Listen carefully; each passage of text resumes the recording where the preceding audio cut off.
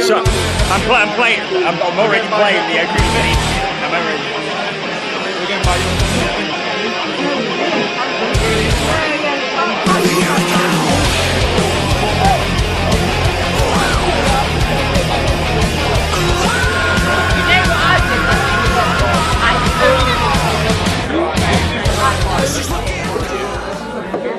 Hello and welcome to a special post-game edition of the Cat's Whiskers podcast. My name is Jono Bullard.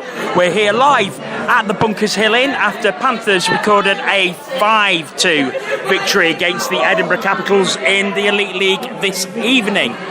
We'll also have a special announcement coming up later, so stay tuned for that one. But joining me tonight are Tina Taylor. Hiya. Antoine Marie-Jean. Hiya. And Adam Reddish. Evening, everybody. Aaron Lord is here as well, but he's at the bar sampling beer, so he may join us at some point. He'll think about it. But firstly, Panthers winning 5-2 against the Edinburgh Capitals. A rather strange game.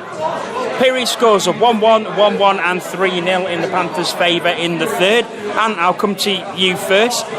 Panthers heavily outshooting the Caps, but somehow it was 2-2 at the end of the second. But then Panthers showed their class in the third and came away with a very much deserved win. I don't know about showing a class in the third. I thought we were the better team all the way through the game. We showed a class all the way through the game. It's just that, once again, we're making opposition netminders look like they're Mika Kiprasov. An absolute all-star. So, shall I go, or was it Shigalo? Sorry, I kept getting... Apparently he got that wrong on Panthers Hockey Live. That was Ant's fault, if everybody who was reading. Well, the fact that Kevin Forshaw was tweeting me saying, yeah, it's definitely not me, but I'll take the safe percentage, but... I bet he won't at the end of the game. No, well, I mean, it was a very, very good performance from the Panthers. We dominated the Caps. We restricted them to 2 or 3 breakaways per period. We just, again, we couldn't convert the shots to goals. And I don't know whether this is starting to worry anybody else, but it's starting to worry me a little bit, if I'm honest. Aaron Lord's turned up. And here's Aaron. Say hello to the listeners, Aaron. Hello, listeners. So I'll come to you next. 5 goals for the. Did you finish that? 5 goals for the Panthers. That's now 16 in the last 3 games. Panthers finally starting to get that offensive output going. Yes. Wow. Who stood out for you tonight? Obviously, you guys think like Makashantev.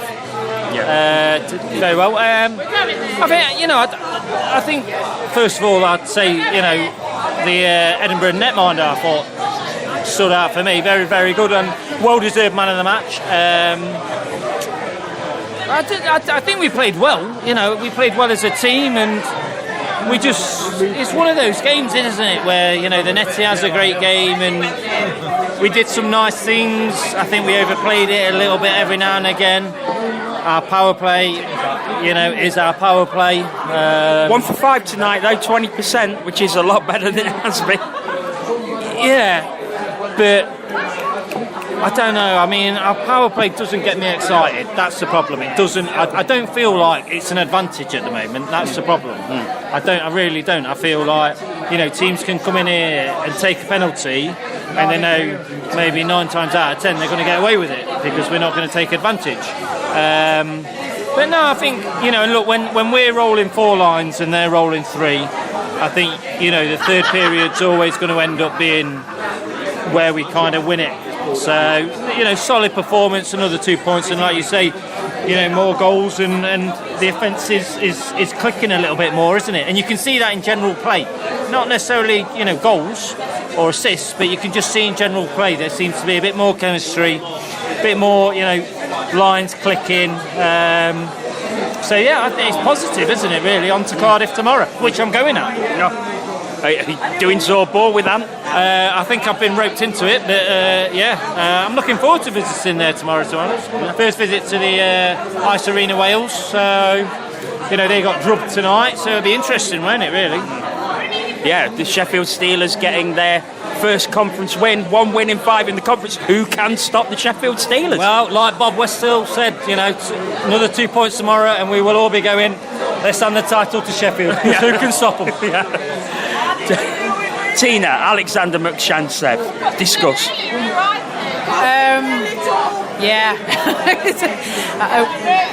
What an absolute talent that bloke is. Edinburgh might be stacked with a whole bunch of Russians, but I think we've got the pick of the lot, quite frankly.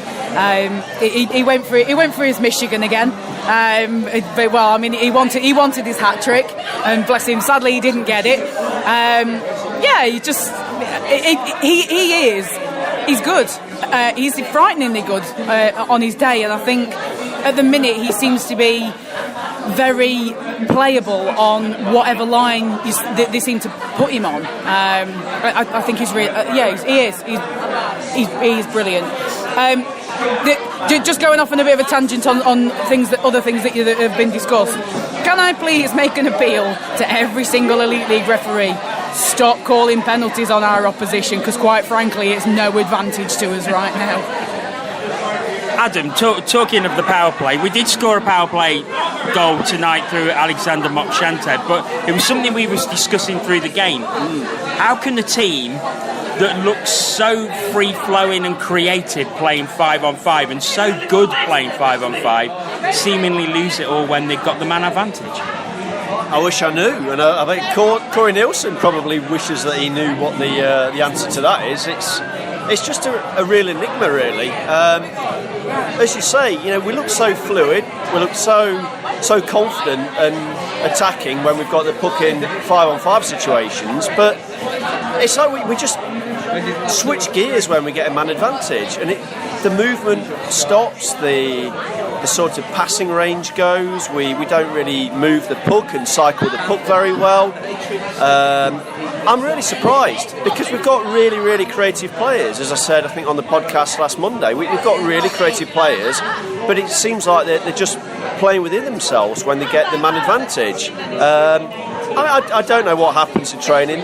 Maybe Corey's got particular plays that he wants the players to stick to, to try and get that goal on the power play. But I'd be inclined, if I was Nielsen, to just say to the power play units, do what you want to do, guys. I'm not going to tell you what sort of strategies and plays that I want you to go out there and execute.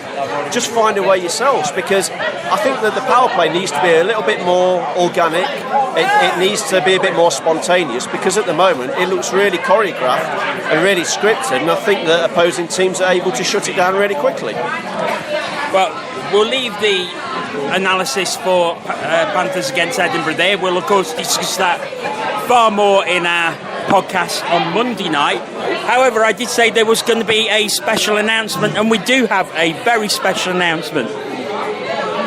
The Cat's Whiskers are very proud to say that we have been sponsored. We have got a sponsor for the first time in our 17-year history, and I'm delighted to say that we're sponsored by where we are tonight. The Bunkers Hill Inn are sponsoring us for the rest of this season. I'm delighted to say that manager of the Bunkers, Nicky Omrati, has joined me. Nicky, what's it mean to you to be with us? I'm really pleased to be able to help you guys along the way this season. The podcast that you guys put together, right from when I first took over here 4 years ago, when you used to do the live show in the corner, brought a different edge to what we do here, and it helped us along our way on my journey here, bringing the memorabilia into the pub. You guys first made the announcement that we wanted that interaction to give Panthers a place to be. So it's really nice for us to sort of come full circle and help you guys out further along the way, and hopefully we can make this quite special. Yeah, I mean, we're obviously absolutely delighted to have you on board for the rest of the season. So we will be the this picture's going on. We will be the known as the Cat's Whiskers website and podcast, supported by the Bunkers Hill for the rest of the season. We'll be doing. Don't get free beer out. We will. Who's your favourite member, Nicky? Who's your favourite member? Paul Ball. And Paul is away this weekend, enjoying the weekend in Skegness.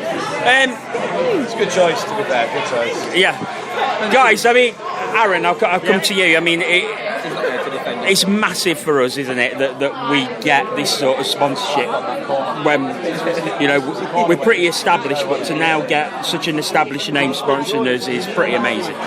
Yeah, obviously, you know, it's very kind of Nicky himself. You know, obviously we're all mates with him, and you know, we're mates with him as a person, but you know, we do come into the bunkers, hashtag bunkers loyal. But yeah, no, obviously it helps us with what we try and produce on a weekly basis. You know, it gives us a little bit of funds to enhance the show in any way that we can.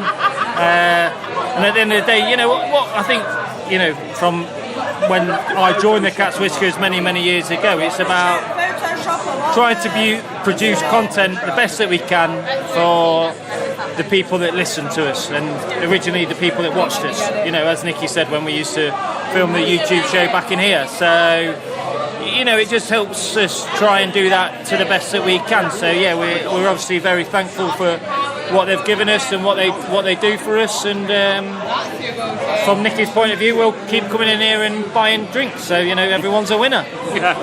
And I think we will leave it there. Nicky, thank you very much for all your support. It's a pleasure. Thank you very much, guys, and we'll see you along the way. Yeah. And thank you very much to listening tonight. We will be back on Monday with our usual weekend review podcast, live at 8:45 p.m. Until then, thanks for listening, and we'll see you then.